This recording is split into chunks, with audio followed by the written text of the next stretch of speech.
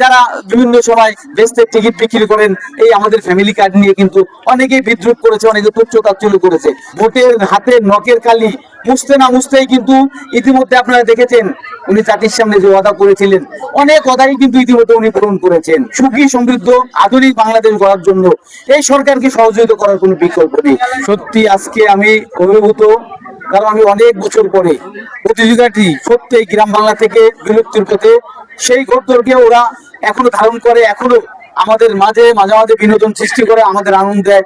এই জন্য আমি তাদেরকে আবারও ধন্যবাদ জানাই।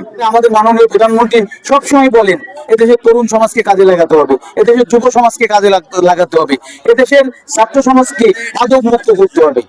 মাদক মুক্ত করতে হলে, দেশের সম্পদের যুব সমাজকে পরিণত করতে হলে আসলেই গ্রাম্য যে এই কৃষ্টি কালচার এগুলোকে ধারণ করতে হবে, এগুলো আবারও ফিরিয়ে আনতে হবে। আমাদের সমাজে এখন যে সবচেয়ে বড় যে সমস্যাটা সামাজিক বন্ধন, আসলে আমাদের সমাজের এই বন্ধনটা কিন্তু একেবারেই নষ্ট হয়ে যাওয়ার পথে। এজন্য আমাদের মাননীয় প্রধানমন্ত্রী সবসময় একটা কথা বলছেন যে আমাদের সম্প্রীতি বজায় রাখতে হবে, আমাদের পরস্পরের প্রতি শ্রদ্ধা বজায় রাখতে হবে। আমাদের নতুন করে সমাজ গড়তে হলে, সুখী সমৃদ্ধ বাংলাদেশ গড়তে হলে আমাদেরকে পরস্পর প্রতি শ্রদ্ধাশীল হতে হবে। এজন্য দেখেন আমাদের প্রধানমন্ত্রী উনি নির্বাচনের আগে যে ইস্তেহার দিয়েছিলেন, যে জাতির সামনে যে কথা রেখেছিলেন, উনি কিন্তু আমাদের ভোটের হাতে নখের কালি মুছতে না মুছতেই কিন্তু ইতিমধ্যে আপনারা দেখেছেন উনি জাতির সামনে যে ওয়াদা করেছিলেন অনেক কথাই কিন্তু ইতিমধ্যে উনি পূরণ করেছেন। এই কৃষক সমাজে উনি 10,000 টাকা পর্যন্ত কৃষি ঋণ মকুব করেছেন। উনি ইমাম সমাজদের দেখেছেন, ইমাম পুরোহিতদেরকে ঈদের আগে কিন্তু উনি একটা সম্মানী প্রথা চালু করেছেন।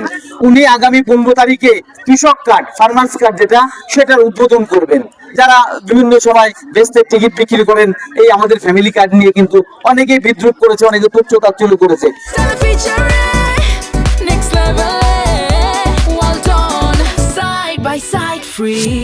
কিন্তু মাননীয় প্রধানমন্ত্রী আমাদের যে কথাটা বললাম, আমাদের ভোটের এই নখের কালির দাগ মুছতে না মুছতেই কিন্তু উনি কিন্তু ওনাদের কমিটমেন্ট রক্ষা করেছেন।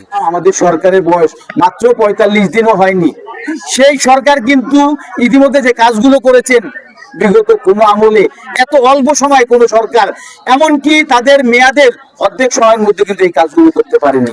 এজন্য আমি আজকে যারা আছেন আপনাদের সবাইকে বিনীতভাবে অনুরোধ করব, আমাদের যে বর্তমান সরকার এই সরকারকে সবাই সহযোগিতা করবেন, কারণ এই সরকারকে নিয়ে ইতিমধ্যে বিভিন্ন ধরনের ষড়যন্ত্র শুরু হয়েছে, বিভিন্ন ধরনের চক্রান্ত শুরু হয়েছে। এজন্য সুখী সমৃদ্ধ আধুনিক বাংলাদেশ গড়ার জন্য এই সরকারকে সহযোগিতা করার কোনো বিকল্প নেই। আল্লাহ হাফেজ। বাংলাদেশ জিন্দাবাদ।